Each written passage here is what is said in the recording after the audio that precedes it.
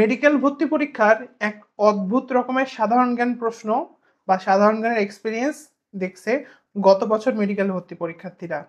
মানে গত 15 বছর ধরে যে প্যাটার্নে প্রশ্ন হয়ে আসতেছে, সেই প্যাটার্নের কিছু চেঞ্জ স্টুডেন্টরা পরীক্ষার হলে যে টের পাইছে।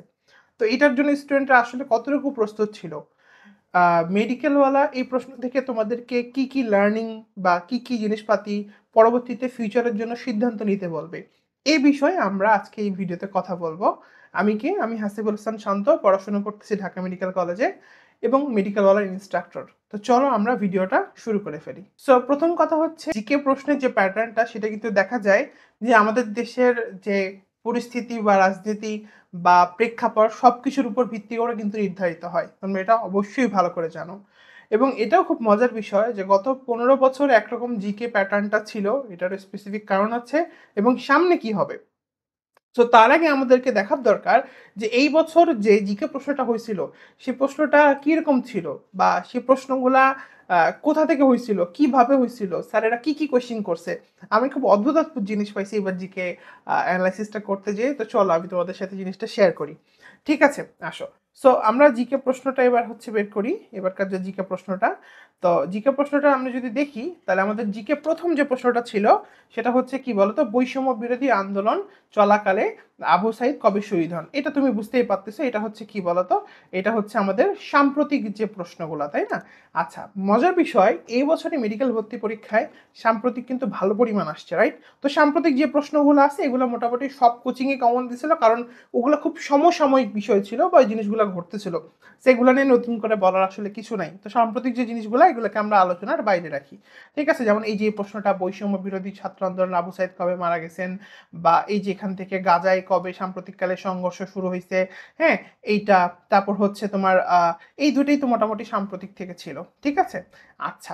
আর এই যে এখানে আরেকটা কথা, আমরা বাকি প্রশ্নগুলো দেখা শুরু করি।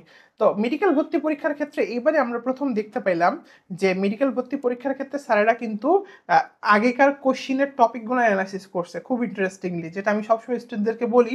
বাট জিকে তো এরকম আসলে দেখা যেত না, বাট এইবার একদম খুব ভালো মতো ইমপ্লিমেন্ট করছে। হয় ওটা আগের বছরের প্রশ্ন হুবহু দিয়ে দিছে, অথবা আগের বছরের যে টপিকটা, ওই টপিকটাকে সে অ্যানালাইসিস করে ওই টপিক থেকে সে কোশ্চেন দিছে। আচ্ছা চলো আমরা জিনিসগুলো তোমাকে দেখাই। আচ্ছা, 2 নম্বর যে কোশ্চেনটা বলছে, ইখতিয়ার উদ্দিন মোহাম্মদ বখতিয়ার খুলজি কোন শাসককে পরাজিত করছে। সেই কোশ্চেনটা হুবহু আসলে আছে, এটা আমি ক্লাসেই পড়াইছি। এই যে বখতিয়ার খুলজি কাকে পরাজিত করছে, রাইট? এটা হচ্ছে লক্ষণ সেনকে। সে ইজি কোয়েশ্চেন, এটা সবাই পারছে আই থিঙ্ক।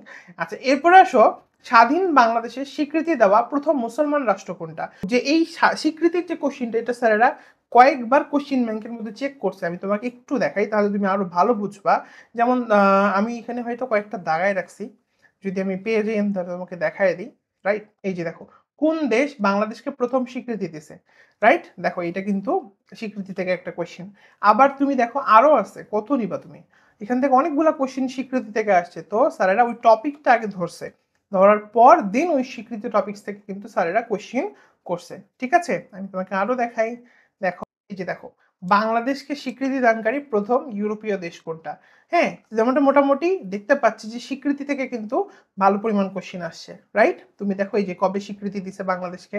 তো আমরা বুঝতে পারলাম যে এখানে আসলে স্যারেরা কি করছে, স্বীকৃতি, বাংলাদেশকে যে স্বীকৃতি দিছে এই টপিকটাকে পিক করছে, দেন ওখান থেকে কোশ্চেন করছে, রাইট? আচ্ছা ঠিক আছে, এরপরে আসো আমরা দেখি। তাহলে এটা মোটামুটি গেল। আচ্ছা, এরপর আসো 1971 সালে স্বাধীন বাংলা ফুটবল দলের অধিনায়ক কে ছিল। এটা একদম মানে হুবহু হচ্ছে বিগত বছরের যে প্রশ্ন, এটা তোমার ঢাকা ভার্সিটির যে তোমার ঢাকা ভার্সিটির বিগত বছরের প্রশ্ন থেকে এখানে কিন্তু কোশ্চেনটা করা হয়েছে। আমি তোমাকে দেখাই। দেখো, এই কোশ্চেনটা হচ্ছে এই যে, এই জন্য আমি তোমাদেরকে বলি যে ডিউর বি ইউনিট এবং ডি ইউনিটের কোশ্চেনগুলো পড়বা। এটা হচ্ছে ডিউর যে ডি ইউনিটের কোশ্চেনটা 23-24-এ। দেখো একদম হুবহু এই কোশ্চেনটা আসছিল, স্বাধীন বাংলা ফুটবল দলের অধিনায়ক কে, রাইট? এটা হচ্ছে কি বলতো, জাকারিয়া পিন্টু। একদম হুবহু কোশ্চেন, ঠিক আছে। আচ্ছা, এরপর সব মুক্তিযুদ্ধকালে ফিল্ড হাসপাতালের সূচনা করেন কে। এই জিনিসটা খুব ইন্টারেস্টিং। সো ফিল্ড হাসপাতালটা ডিরেক্টলি কিন্তু আগে মেডিকেল ভর্তি পরীক্ষায় কখনো আসে নাই, রাইট? তো ফিল্ড হাসপাতাল এটা একদম মুক্তিযুদ্ধের ইন্টারনাল যে টপিকগুলো আছে, রাইট? তোমার কি বলা, যে বীর প্রতীক বা বীর শ্রেষ্ঠ, এর পরেই যে বইগুলোতে দেখবা ফিল্ড হাসপাতাল টপিকটা কিন্তু আছে। সো ফিল্ড হাসপাতালটা আসলে ওইখান থেকেই মোটামুটি করা হয়েছে। এটা একদম অ্যাকুরেটলি, মানে এটা তোমার আসলে কি, জিকের যে ভিতরে যে থিওরিটা আছে ওই থিওরি পোর্শন থেকে কোশ্চিন করা হচ্ছে। সো এখান থেকে আমাদের লার্নিং হচ্ছে যে আমাদেরকে এখন শুধুমাত্র জিকে বিগত বছরের প্রশ্ন পড়লে হবে না, জিকে তার সাথে সাথে আমাদেরকে থিওরি ইম্পর্টেন্ট যে জায়গাগুলো, যেমন ফিল্ড হাসপাতাল গুরুত্বপূর্ণ জিনিস, বা বীর প্রতীক বা বীর শ্রেষ্ঠ, এগুলো গুরুত্বপূর্ণ জিনিস, তো ওগুলো অবশ্যই দেখতে হবে। ঠিক আছে, আচ্ছা আমি লাস্টে কিভাবে পড়তে হবে, কোন জিনিসগুলো কি করতে হবে সব বলে দেবো। ঠিক আছে, ওকে। এরপর আসে এখানে কোন সালে ঢাকা মেডিকেল কলেজ প্রতিষ্ঠা হয়। এটা হচ্ছে 1946 সালে। তো তোমাকে একটা জিনিস আমি দেখাই এখানে, দেখো এটা ডেন্টাল ভর্তি পরীক্ষা আসছিল, খুবই ইন্টারেস্টিং একটা জিনিস যে এই যে স্বীকৃতি দেখো কত নেবে, এগুলো আমি আসলে খুঁজে দেখাচ্ছি না তোমাকে, তুমি দেখো। ঠিক আছে, আচ্ছা আমি তোমাদেরকে এটা মেডিকেল ওয়ালা কোশ্চেন ব্যাংক থেকে দেখাচ্ছি। এই যে দেখো, খুব মজার বিষয়, কোন তথ্যটি সঠিক নয়, জিকের ক্ষেত্রে একবার আসছিল। দেখো, ঢাকা ডেন্টাল কলেজ 1946 সালে প্রতিষ্ঠা হয়। কেউ যদি এই কোশ্চেনটা সলভ করে ও জানবে যে 1946 সালে আসলে ঢাকা ডেন্টাল কলেজ প্রতিষ্ঠা হয় না, এটা কিন্তু মেডিকেলে আসা প্রশ্ন। 1946 সালে ঢাকা মেডিকেল কলেজ প্রতিষ্ঠা হয়। কথা বুঝতে পারছো? দেখো কত সুন্দর করে এই কোশ্চেনটা কিন্তু আগেও আসছিল, রাইট? এটা যদিও বিগত বছরের মধ্যেও আমরা পড়াইছি, MP3তেও ছিল। সো আসো আমরা ওখান থেকে দেখি। দেখো, এটা আমরা স্বাস্থ্য যে টপিক্সটা, স্বাস্থ্য থেকে ভালোই প্রশ্ন হয়। এই যে কোন সালে ঢাকা মেডিকেল কলেজ প্রতিষ্ঠা হয়, এটা বিগত বছরের প্রশ্ন। দেখুন 1946 সালে। ঠিক আছে, এটা আমি বাচ্চাদেরকে ক্রোমোজোম দিয়ে মনে রাখতে বলছিলাম। যাই হোক, তাহলে এটা গেল এখান থেকে। আর তাহলে আমরা কোথায় ছিলাম আবার? আমরা ছিলাম কোশ্চিন গুলোর মধ্যে। তো আমরা 1 নাম্বার কোশ্চিন তো সাম্প্রতিক ওটা গেল, 2 নাম্বারটা হুবহু পাইছি, 3 নাম্বারটা টপিক পাইছি, আর 4 নাম্বারটা হুবহু পাইছি, 5 নাম্বারটাও টপিক থেকে আসলে ওই মুক্তিযুদ্ধের যে টপিকটা সেখান থেকে, আর 6 নাম্বারটা তো হুবহু আছে, বাট টপিকও বলতে পারো তুমি আসলে। 7 নাম্বারটা আসলে ট্রেস করা সম্ভব হয়নি, স্যার আসলে কই থেকে দিছে এটা আমি এখনো বের করতে পারি না। সো এই কোশ্চিনটা আসলে ওইভাবে স্যারেরা বানায় দিছে একদম অ্যাকুরেটলি। ঠিক আছে, যাই হোক, এর পরের কোশ্চিনটা আমরা দেখি। তো এরপরে কোশ্চিনটা, 100 টাকার নোটে কোন মসজিদের ছবি আছে? কোশ্চিনটা কোন টপিক থেকে বলো তো? মসজিদ টপিক্স থেকে। মসজিদ থেকে কিন্তু মেডিকেলে আগে প্রশ্ন আসছিল। হ্যাঁ, মসজিদ থেকে আগেও মেডিকেলে প্রশ্ন আসছিল। ঠিক আছে, সো টপিকগুলো স্যারেরা খুব বেশি গুরুত্ব দিচ্ছে। ঠিক আছে, আমি তোমাকে দেখাই। এই যে দেখো, মসজিদগুলা দেখছো, এটা হচ্ছে মেডিকেল ভর্তি পরীক্ষা 2010-11। দেখো, মসজিদ থেকে কিন্তু মেডিকেলে আগেও প্রশ্ন আসছিল, রাইট? কোন মসজিদের কি ক্যারেক্টারিস্টিক্স, কোথায় গম্বুজ বড় কোথায় ছোট, মানে কোন মসজিদের সাথে কি কি ইনফো রিলেটেড, এটা কিন্তু টপিক ডিরেক্টলি আসছে। খেয়াল করতে হবে এই জিনিসগুলো, নাহলে কিন্তু তুমি ভুল করবা। আচ্ছা, তাহলে আমরা এটাও মোটামুটি বুঝতে পারছি, এটা টপিক থেকে আসছে ডিরেক্টলি। আচ্ছা, তাহলে আমরা আবার কোশ্চিনে ব্যাক করি। এইটা হচ্ছে আমাদের কোশ্চেন, তো এটাও আমরা কমন পাইছি টপিক থেকে। সো এরপর আছে হচ্ছে এই অ্যাসেপ্টিক সার্জারি। অ্যাসেপ্টিক সার্জারিটা এটা বানাই দিচ্ছে স্যারেরা, এটাও খুঁজে পাওয়া যায়নি। সো অ্যাকচুয়ালি দেখা যাচ্ছে 10টা জিকে প্রশ্নের মধ্যে, 10টা জিকে প্রশ্নের মধ্যে আমরা 8টা প্রশ্ন মোটামুটি, আমরা কয়টা প্রশ্ন, 10টা জিকে প্রশ্নের মধ্যে আমরা মোটামুটি 8টা প্রশ্ন কিন্তু কয়েকটা সেন্স থেকে কমন পাইছি। নাম্বার 1 হুবহু পাইছি, নাম্বার 2 টপিক থেকে পাইছি, নাম্বার 3 সাম্প্রতিক থেকে পাইছি। ঠিক আছে, আর যেগুলো পাইনি এগুলো নিয়ে মানে মারামারি করার একদমই দরকার নাই। সো এই কোশ্চিনটা বা এই অ্যানালিসিসটার আমাদের মেইন উদ্দেশ্য কি? উদ্দেশ্য হচ্ছে সামনের প্রিপারেশনগুলো আমরা কেমনে নিব, রাইট? বা আমি আমাদের পেইড ব্যাচগুলোতে কিভাবে আসলে জিনিসগুলো পড়াচ্ছি।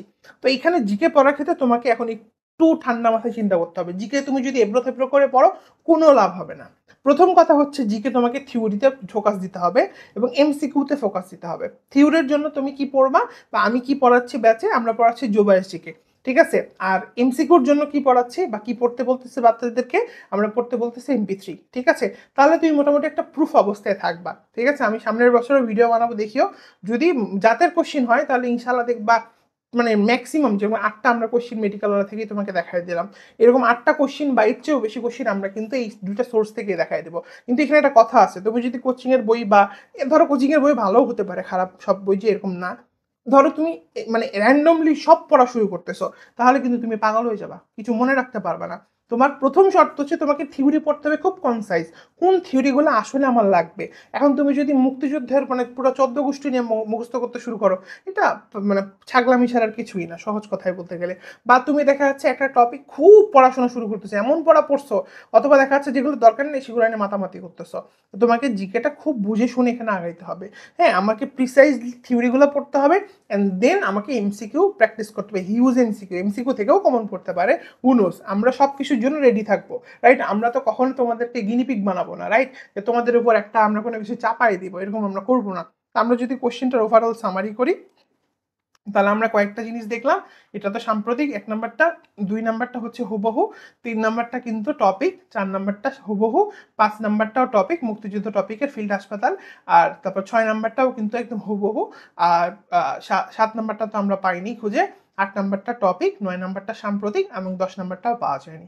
সো টোটাল এই হচ্ছে তোমার কি বলতো গত বছর যে মেডিকেল ভর্তি পরীক্ষা হয়েছে সেটার একদম একটা মানে একদম ক্রিস্টাল ক্লিয়ার যে অ্যানালাইসিস সেইটা। কোশ্চেন কোথা থেকে আসছে, কিভাবে আসছে এবং তুমি এখন কিভাবে পড়বা। তোমার কাজটা হবে এই যে কোশ্চেন ব্যাংক তোমার কাছে অবশ্যই আছে, যে কোচিংয়ে ভর্তি হও সবাই কোশ্চেন ব্যাংক দিবে। তোমার কাজটা হবে এই কোশ্চেনের যে টপিকগুলা সেগুলো খেয়াল করা, ঠিক আছে? এটা খুব জরুরি, নাহলে তুমি কিন্তু ধরা খাই যাবা, ঠিক আছে? এবং টপিক যে রিপিট হয় তোমাকে আমি আরো কয়েকটা জিনিস দেখাই, যেমন ধরো তোমাকে আমি দেখাই, সে ধরো তুমি এখানে দেখবা, যেমন ধরো এখানে কোশ্চেনও সহ রিপিট হয়ে যায়। আমি কি তোমাকে ডেন্টালে কিছু কোশ্চেন দেখাই, ধরো গত বছরই ডেন্টালে যে প্রশ্নটা আসছিল, রাইট? গত বছর একটা প্রশ্ন আসছিল ডেন্টালে, যে এটা হচ্ছে এই যে প্রশ্ন আসছিল হচ্ছে সবচেয়ে এই যে আয়তনে সবচেয়ে ক্ষুদ্রতম জেলা কোনটা, রাইট? ঠিক আছে, এটা কিন্তু গত বছরের ডেন্টাল ভর্তি পরীক্ষার প্রশ্ন, ঠিক আছে? আচ্ছা যে এই যে ডেন্টাল ভর্তি পরীক্ষার প্রশ্ন, মজার বিষয় এটা কিন্তু শুধু ডেন্টাল ভর্তি পরীক্ষায় আসছে এমন না, এটা মেডিকেল ভর্তি পরীক্ষাতেও আসছিল, ঠিক আছে? এটা মেডিকেল ভর্তি পরীক্ষাতেও আসছিল। এটা কোথায় আছে? এইখানেই আছে, ঠিক আছে? তুমি যদি একটু ঠান্ডা মাথায় কোশ্চিনগুলো সব ভালো করে করে চেক করো তুমি এটা ধরে ফেলতে পারবা যে এখানে আসলে কিছু, এই যে দেখো বৃহত্তম এবং ক্ষুদ্রতম জেলা কোনটা, দেখছো? এই যে নারায়ণগঞ্জ। তো এটা তোমাকে খেয়াল করতে হবে এবং কোন টপিকগুলো খেয়াল করবে, যেমন জাতিসংঘ টপিকটা থেকে প্রশ্ন আসছে, হ্যাঁ? বা তোমার এখানে খেয়াল করতে হবে যে হেরিটেজ টপিকসটা থেকে প্রশ্ন আসছে, হ্যাঁ? এই যে তোমার এখান থেকে তারপরে যে ক্রিকেটের ওয়ান ডে, মানে এই যে টপিকগুলো তুমি যদি না খেয়াল করো তাহলে কিন্তু তোমার হবে না, ঠিক আছে? তুমি যখনই পড়বা যে যেমন বীর প্রতীক খেতাবপ্রাপ্ত নারীদের কথা এখানে বলছে, ওই টপিকসটা ইম্পর্টেন্ট, রাইট? আচ্ছা, তারপর হচ্ছে এর পরের টপিকটা থেকে কিন্তু এবার ওই ফিল্ড হাসপাতালের প্রশ্নটা হয়েছে, ঠিক আছে? তুমি যখনই পড়বা এই কোশ্চিন ব্যাংক তোমার টপিক অ্যানালাইসিস করাটা খুব জরুরি। তোমরা যারা মেডিকেল ওয়ালাতে আসো তোমাদের তো কোনো সমস্যা নেই, কারণ আমি তো টপিক অ্যানালাইসিস করেই দিই। তো আর সামনেও যাদের এখনো করা হয়নি, করা হবে ইনশাল্লাহ। আর হচ্ছে যারা মানে মেডিকেল ওয়ালাতে পড়তেছো না তাদেরও ভয় পাওয়ার কিছু নেই, তোমার কাছে কোশ্চিন ব্যাংক থাকবে। তুমি মেক শিওর করবা কোশ্চিন ব্যাংকে যে টপিকগুলো থেকে প্রশ্ন আসছে, মানে যে টপিকটা, আবারও বলতেছি, ওই টপিকটা যেন কোনোভাবে বাদ না যায়। তোমার কোচিং পড়াক না পড়াক সেটা আলাদা জিনিস, তুমি যেন বাদ না দাও, হ্যাঁ? ওই কোশ্চিনটাই টপিকটা, ঠিক আছে? টপিকগুলো খুব ভালো করে করে করে দেখতে হবে এখান থেকে, তাহলে আশা করা যাচ্ছে তুমি জিকেতে অনেক ভালো করবা, ঠিক আছে? আর জিকে নিয়ে ভয় পাওয়া যাবে না। জিকে পড়ার নিয়মটা কি বলতো? পড়ার মাঝখানে মাঝখানে মেইন সাবজেক্টের মাঝখানে মাঝখানে কিন্তু কোশ্চেনগুলা দেখতে হবে, ঠিক আছে? তো আমরা মেডিকেল বেলাতে এই জিকে 10টার মধ্যে কিন্তু 8টা তোমাকে একদম দেখাই দিলাম যে কিভাবে কোন জিনিসগুলো কোথা থেকে আসছে। আশা করি তোমার এটার মাধ্যমে একটা খুব স্পষ্ট স্মুথ গাইডলাইন আসছে এবং তুমি এটা তোমার পড়াশোনাতে অ্যাপ্লাই করতে পারবা, ঠিক আছে? তো তোমাদের সবার জন্য শুভকামনা। তোমরা নেক্সট কোন বিষয়ে ভিডিও চাও ওইটা হচ্ছে কমেন্ট করে জানাও।